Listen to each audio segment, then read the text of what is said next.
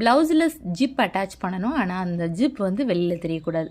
அதுக்கு இந்த டிப்ஸை நீங்கள் ஃபாலோ பண்ணிக்கோங்க. ஜிப் எப்பொழுதுமே அட்டாச் பண்ணும்போது நீங்கள் வந்து கொத்தமீதி போட்டு, அதாவது ஒன் சைடு உள்ள கைடு வச்சு தான் நீங்கள் யூஸ் பண்ணுவீங்க.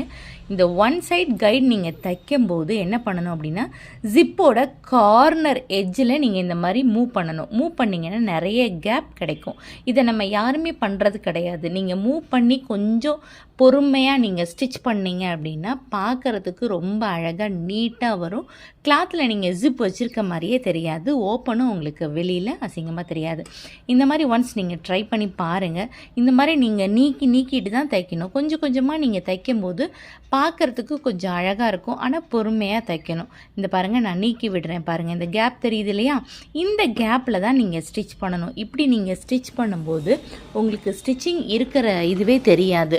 மற்ற கிளாத்தில் நீங்கள் ஜிப்பை நீங்கள் திரும்பி டர்ன் பண்ணி இழுக்கும்போது ரொம்ப நீட்டாக வரும். எப்படி இருக்குது? இந்த டிப்ஸை ஃபாலோ பண்ணிக்கோங்க. தேங்க்யூ. நம்ம பேஜை மறக்காமல் ஃபாலோ பண்ணிக்கோங்க.